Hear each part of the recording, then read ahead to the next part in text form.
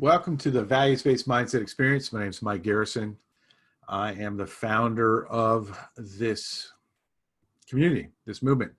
And I just wanted today, this is kind of the first episode. We're recording kind of a little bit later today. We're recording an episode with the first person that really I coached through this process and actually helped really kind of make it valid for all of you. But today, this post right here, this podcast is all about how did we get here. I think origin stories are sometimes interesting, and hopefully this one will be for you guys. But I just wanted to share with you how we get here. So it started almost 4 years ago when my dad died from cancer. And I've always been a business coach. I've done a lot of different things. It's just moderately relevant. Like I've been coaching, consulting, teaching, training for over 20 years in the business community. And I specialize in small business owners, folks that are entrepreneurial service providers. And we're getting ready to launch a private community intended to provide an online coaching experience for them. But how we get here? We got here because when my dad died, I had a massive identity problem. Because up until that point, excuse me, I'd been a son of a living dad. And my dad was my best friend. He was amazing. We talked almost every day. And I literally was lost after he died. But then a couple months later, I remember something he said while he was still had stage 4 cancer and was just emaciated. But he pointed to a picture, and just so everybody can see, I'll show you guys a picture. This is a picture of me and my dad.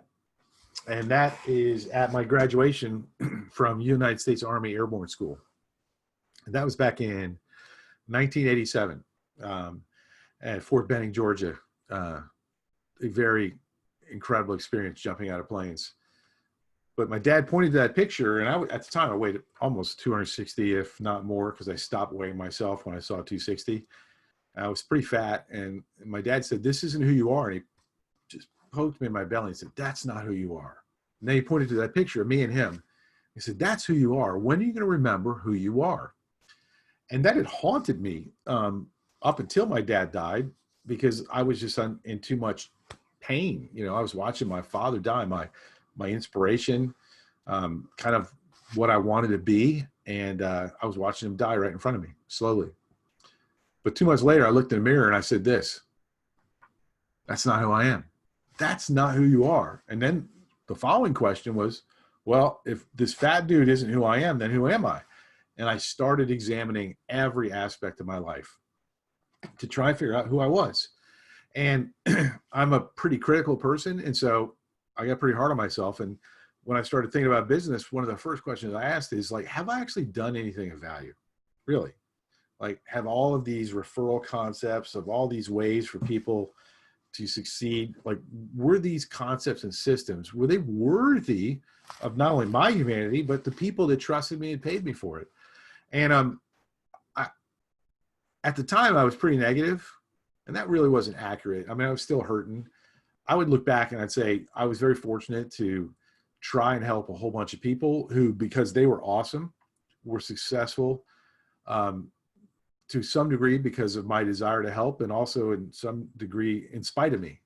When you get down to it, after a lot of introspection, something became clear: that wanting to be successful, that trying really hard, and even the accumulation of a lot of knowledge and training was ultimately worthless if you couldn't get started and sustain.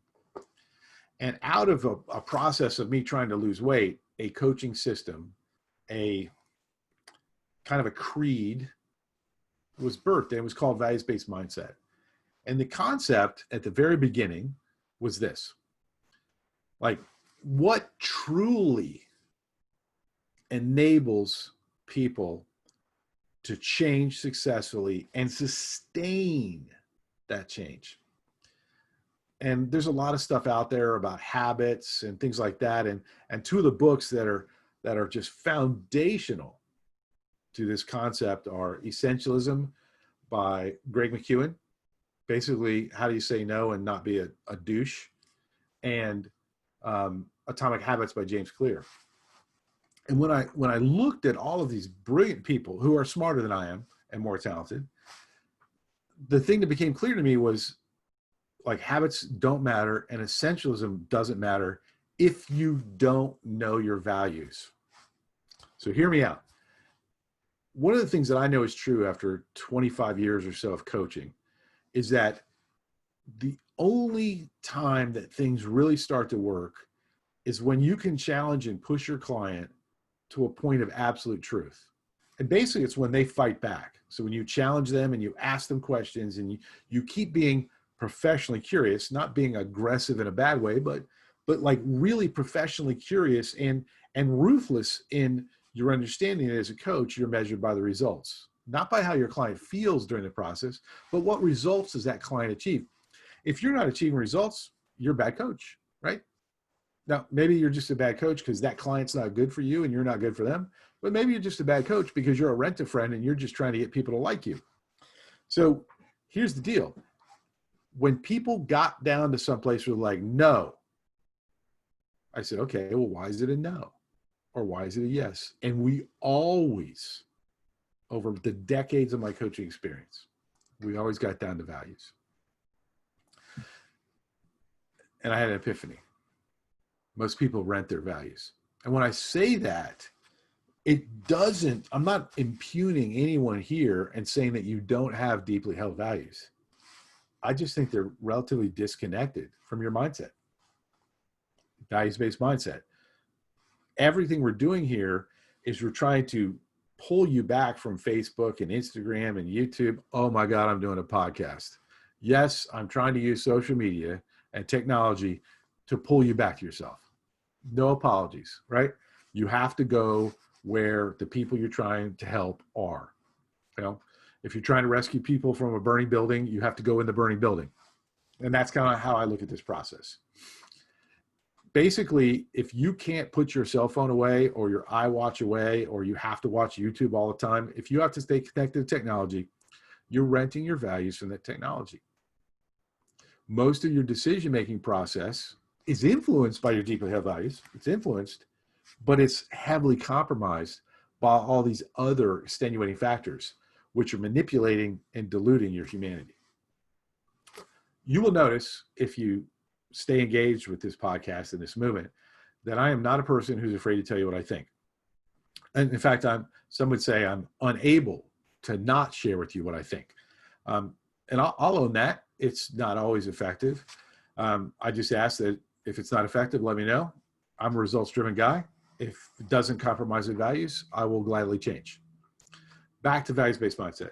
When you explicitly connect to your values, as we found from working with clients in my personal coaching practice, that's what I do most of the time, is work one-on-one with entrepreneurial service providers, CPAs, lots of financial advisors, realtors, people of high character. When I work with these people and their teams, the question isn't about whether or not they can be successful. For them to afford me, they already are successful. The question always is, why aren't you more successful? These are people that are aware that there is more potential within them and within their organizations that they're not tapping into.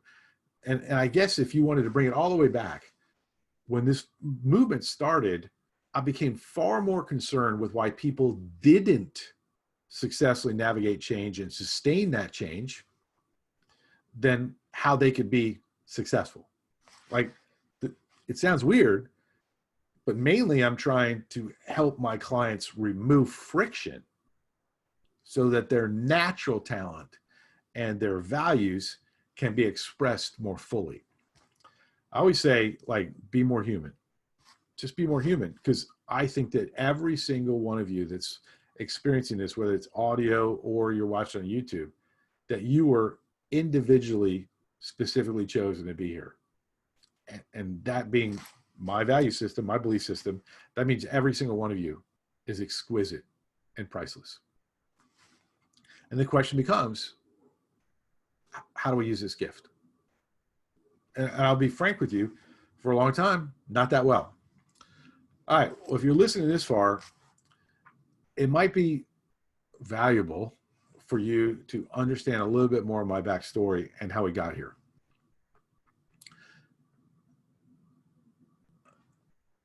Worst day of my life was my son's day of birth, June 22nd, 2003. My son's named Robert, named after a great entrepreneur from upstate New York, Robert Witherspoon, who basically did everything but make my wife and I start our entrepreneurial journey. He funded our ability to buy a BNI, Business Network International franchise back in 1998.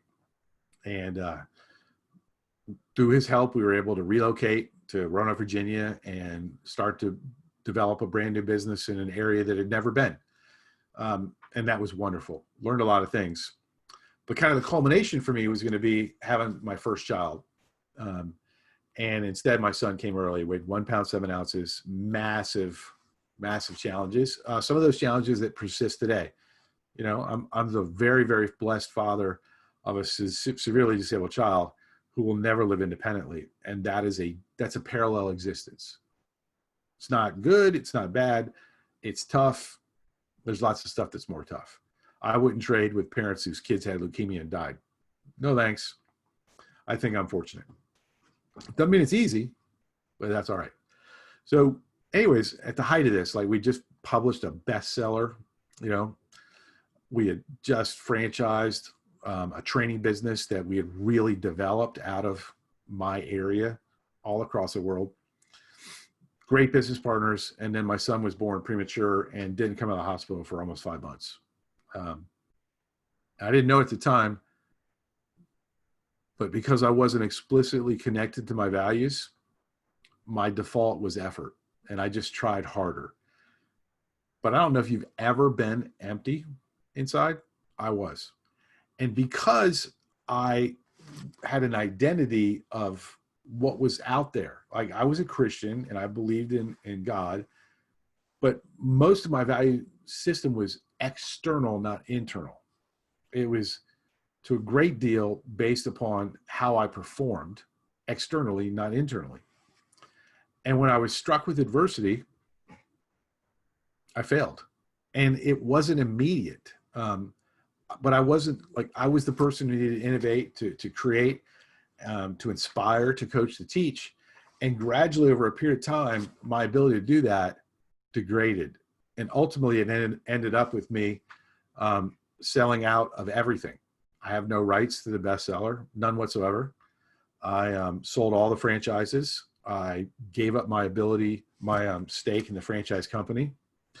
And I have a tremendous amount of regret and also, quite frankly, a great deal. I've gotten past anger, but very disappointed in my own handling of that situation.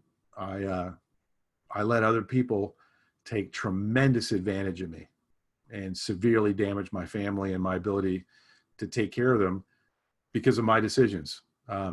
Ultimately, I let them take advantage of me. So that is what it is. I think everyone else is doing well, which is great. I wish them success and happiness. But it took me a long time. Basically, for 15 years, I was an underperformer. I just had pain and sorrow, and I just felt lost. Have you ever felt empty? I just felt empty. That's how I describe it. There was so much pain, so much lack of hope that I was empty. And it took my dad dying, really. It took my dad dying to cause enough pain to do it. So anyways, that was the process. So for the last 3.5 years, I've been developing this values-based mindset system and testing it out on high-performing clients of mine, and it works. And these clients, man, they're amazing. Some of them will be on the podcast because it would be wrong for you not to see the people that help make this happen. Please understand, though, that you're going to be experiencing this system, the values-based mindset experience, after they have suffered through or enjoyed the fruits of developing it from a concept to an actual working system. So please understand that these people are the heroes, not me. Like any coach, your identity is in your athlete's performance, not yours. I struggled for a long time coming to terms with the fact that I am wired to get exquisite satisfaction from others people's success, far more than mine. But once I started to accept that, once I realized that that was in my value system, things got a little bit better. Shocking, right? So how does this all work? So here's what we believe. We believe that values-based mindsets are focused on preparation so that we can then deliver effort. I really think the biggest disease we have in America is it's way too easy right now. Forget all of the craziness going on. But like, if you're watching this video, chances are, or listening to this podcast, chances are you're in the 1% of the 1% of the 1% that has ever lived in this world. To have access to this technology, to have electricity, to have food and shelter, you're beyond a 1%er. Like you genetically, if you don't believe in God, genetically, you won the lottery. That being the case, how do you feel about it? Chances are you don't feel as good as you could. Or I would argue, as good as you should if you were living a values-based mindset. So it starts here. If you don't prepare with excellence, when average will do, you are unprepared to produce excellence when it is absolutely required during adversity. Another person you should check out is this dude named Brian Kite. And he's the son of another guy named Kite that developed a system called E plus R equals O, events plus response equals outcome. That kind of quote I give you, that's my paraphrase of what Brian says. Because he's like, discipline, do the discipline. I'm also a big fan of Jocko, discipline equals freedom. And I'm here to tell you this. The people that are going to, sorry about jiggling the table, hopefully as these podcasts continue, I will improve. If not, I will pay to help other people help me improve. But the point being this is a real big moment for you if you've listened this far. I am basically asking you to choose where you'll go from here. And it's kind of like Morpheus from the Matrix, red pill, blue pill. All he promises Neo is the truth. And the truth is living a life of intention, living a life based on values that you explicitly define, reflect upon, and then design a life around executing upon those values, preparing to execute on those values in emergencies when adversity comes. It's a hard life, but it's also the truth. Life is not easy. Life is hard. And if you think it's not hard, it's actually harder than you realize. Are you going to stay awake? Are you going to go back and try and have the soft, cottony feel of denial, like be your solve against the reality? I hate to tell you, there will come a time when the illusion fails you. And in that moment, when you will have to perform when it counts, you will only have what you prepared for. And if you prepared in an average way, you are going to have a catastrophic result. I realize this message isn't for everyone. When I started it, it was very tough for me. Candidly, it is only now, going into the 4th year in about 6 months, that I am really personally experiencing the benefit. Yes, I developed this. No, I didn't. I tried really hard for a long period of time to take something that I knew is true and see it actually work with real human beings, real clients that have families and businesses and challenges and successes. I'm just the lucky guy that said, hey, I think this would work. And then I was willing to fail until it did work. So if you get anything out of this, I'd ask that you subscribe to the podcast. I'd ask that you consider sharing it. I would also ask that you consider, giving a comment, letting me know what's going on. If you don't like it, if you think it's crap, let me know. I actually do care. Like, I will definitely not agree with you if you think I'm terrible. Actually, probably will. But like, I want to know, because this wouldn't be here. It would not be here if it weren't for other people being willing to do something that's amazing. And it's talk about whether or not they're living out their values. It's hard. Like, you're going to get tired. You're going to get exhausted, but that's going to happen anyways.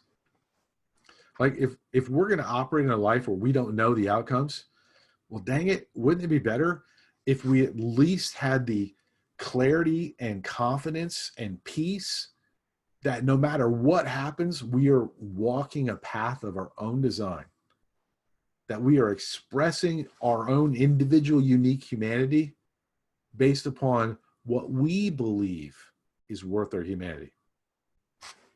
Let me know what you think. Engage, disengage.